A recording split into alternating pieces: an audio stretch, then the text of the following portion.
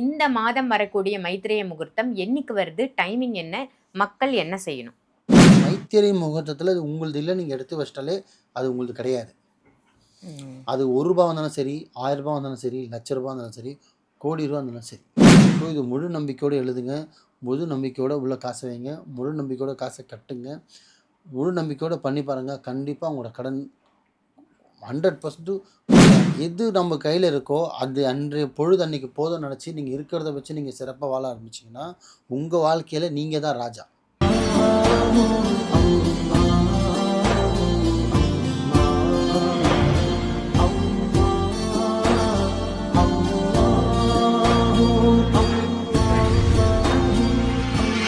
மருஜன்ம நேயர்கள் அனைவருக்கும் அன்பான வணக்கங்கள். புழல் காவாங்கரை ட்ரிபிள் டவர்ஸ்ல இருக்கக்கூடிய மாலிக் பாய் அவர்களை தான் சந்திக்க வந்திருக்கோம். வணக்கம் பாய். வணக்கம்மா பாய், ஒவ்வொரு மாசமும் நம்ம என்ன டாபிக் போடுறோமோ இல்லையோ, இந்த மைத்ரேய முகூர்த்தம் கண்டிப்பா போட்டே ஆகணும். ஏன்னா நிறைய பேர் அதுக்கு அடிக்ட் ஆயிட்டாங்கன்னு தான் சொல்லணும். ஒவ்வொரு மாசமும் வரக்கூடிய அந்த டேட்டை குறிச்சு வச்சுக்கிட்டு அவங்க அந்த பணத்தை கடனை கட்டிட்டு சீக்கிரம் கடன் அடைஞ்சவங்க ஏராளம். ஏன் இப்போ நேற்று கூட நான் இங்கே வந்திருக்கும் போது 2 பேர் சொன்னாங்க, நான் கடன் அடைச்சிட்டம்மா, நல்ல பதிவு போடுறீங்கம்மா, பாய்கிட்ட நிறைய விஷயங்கள் கேட்குறீங்கம்மா, அப்படியே ரொம்ப சந்தோஷமா இருந்தது. ஸோ அந்த வகையில் இந்த மாதம் வரக்கூடிய மைத்ரேய முகூர்த்தம் என்னைக்கு வருது? டைமிங் என்ன? மக்கள் என்ன செய்யணும்?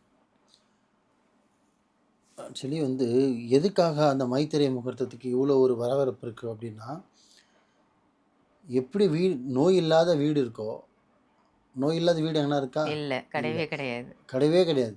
ஒரு வீட்டில் ஒரு 10 பேர் இருக்காங்கன்னா அட்லீஸ்ட் ஒருத்தனுக்காவது நோய் இருக்கும். வீட்டுக்கு வாசப்படி இருக்கோ இல்லை வீட்டுக்கு நோய் இருக்குது. அந்த நோய் எவ்வளோ இருக்கோ அதுக்கு ஈக்குவலாக வீட்டுக்கு கடன் இருக்குது. அப்பா கடன் வாங்கலாம், பையன் கடன் வாங்குவான், பையன் கடன் வாங்கலாம், தங்கச்சி கடன் வாங்குவான். யாருன்னா ஒரு வீட்டில் இருக்க 5 நபரில் ஒரு நபராவது கடன் வாங்குகிற பழக்கம் இருக்கும். இது எந்த மக்களும் இல்லைன்னு சொல்ல முடியாது, இன்க்ளூடிங் மீ. நானாக இருந்தாலும் சரி, கடன் வாங்குகிற பழக்கம் வீட்டில் ஒருத்தருக்கு இல்லைன்னு சொல்லவே முடியாதுமா. யாருக்காவது ஒரு பழக்கம் இருக்கும். தயவு செஞ்சு சொல்கிறேன், அந்த மாதிரி பழக்கத்தை முதல்ல விட்டுடுங்க.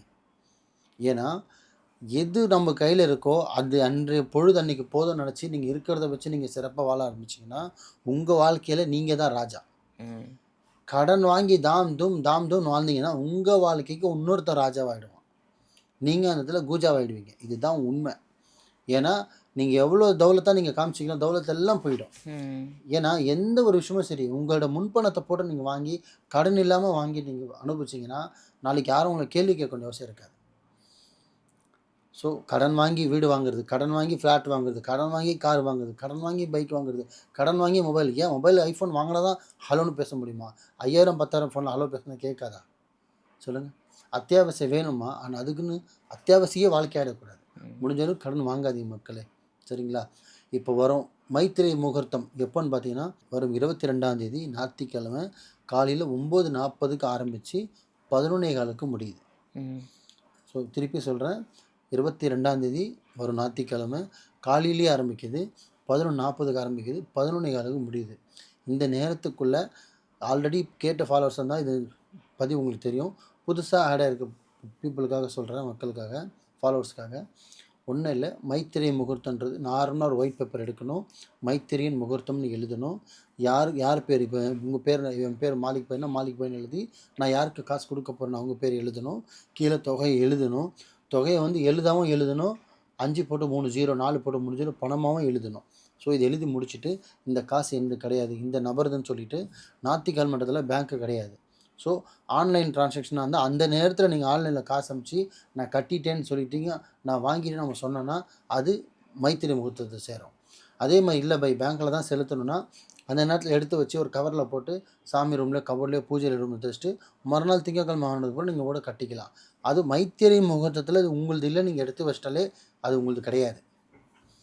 அது ₹1 வந்தாலும் சரி, ₹1000 வந்தாலும் சரி, ₹1,00,000 இருந்தாலும் சரி, கோடி ரூபா இருந்தாலும் சரி, உங்களோட கடன் தீர்ற மாதிரி என்ன இருக்கும் நீங்கள் செலுத்த போகிறீங்களோ. ஐயோ நம்மளுக்கு ஒரு 10 லட்ச ரூபா நம்ம அவருக்கு தரணும், அவர் 1000 ரூபா கொடுத்து வாங்கிப்பாரா, என்கிட்ட 1000 ரூபா இருக்குது, இந்த 1000 ரூபா அவருக்காக நான் ஒதுக்கிட்டு இதை நான் கொடுத்துட்டா மீதி எனக்கு 99,000 ஈஸியாக இருக்குன்னு நினச்சிங்கன்னா அவங்க புத்திசாலித்தனம். அப்படி உங்ககிட்ட அவனுக்கு 10 லட்ச ரூபா தரணுங்க, உங்கள் கையில் 1000 ரூபா தான் இருக்கா, கொடுங்க. ஆனால் கொடுக்கணுன்ற எண்ணத்தை வச்சுட்டு இந்த மைத்திரன் முகூர்த்த நேரத்தில் நீங்கள் எழுதிட்டு நான் கொடுத்துட்டேன்னு அவருக்கு கொடுங்க, அவர் வாங்கிட்டேன்னு சொல்லணும். ஒன்று ஆன்லைன் ட்ரான்சாக்ஷன் பண்ணலாம், அதே மாதிரி கையில் காசு கொடுக்குற மாதிரி தான் நேரில் இப்போ அந்த நேரத்தில் அந்த 9:40லேருந்து 11:15க்குள்ளே நீங்கள் கையில் போய் கொடுத்துடலாம். ஸோ அந்த நேரத்தை பயன்படுத்துங்க. இல்லவே 2மே இல்லவே நான் அக்கௌண்ட்டில் தான் பேங்க்கில் தான் கட்டணும்னா எடுத்து வச்சுட்டு எழுதி வச்சுட்டு ஓரமாக வச்சுட்டு மறுநாள் விடிஞ்சதுக்கப்புறம் அந்த காசு எடுத்துகிட்டு போய்ட்டு நீங்கள் அக்கௌண்ட்லேயே செலுத்தலாம். ஸோ ஆன்லைன் ட்ரான்ஸ்ஃபர் நம்ம பண்ணலாம். ஸோ எது பண்ணாலும் சரி கொடுக்கல் வாங்குகிற நேரம் தான் இந்த வரும் 22ஆம் தேதி ஞாயிற்றுக்கிழமை காலையில் 9:40க்கு ஆரம்பித்து 11:15க்கு முடியுது மைத்திரை முகூர்த்தம். ஸோ இது முழு நம்பிக்கையோடு எழுதுங்க, முழு நம்பிக்கையோடு உள்ள காசை வைங்க, முழு நம்பிக்கையோட காசை கட்டுங்க, முழு நம்பிக்கையோடு பண்ணி பாருங்கள். கண்டிப்பாக உங்களோட கடன் 100% குறைய ஆரம்பிக்கும். நீங்களே கமெண்டில் சொல்லுவீங்க. நம்பிக்கையோடு எழுதுங்க, நம்பிக்கையோட கடன் அடைங்க, நம்பிக்கையோடு எல்லாமே செய்யுங்க, நல்லதே நினைங்க, நல்லதே நடக்கும் இன்ஷா அல்லாஹ். சூப்பர் பாய். ஒவ்வொரு மைத்ரேய முகூர்த்தமும் ரொம்ப பொக்கிஷமான நேரமாக மக்களுக்கு சொல்லிட்டு வரீங்க. மக்களும் அதை எடுத்து செயல்படுத்துகிறாங்க. இந்த வாதம் வரக்கூடிய மைத்ரேய முகூர்த்தம் 22ஆம் தேதி வருது அப்படின்னு சொல்லியிருக்கீங்க. அற்புதமான தகவல். நன்றி பாய். நன்றி.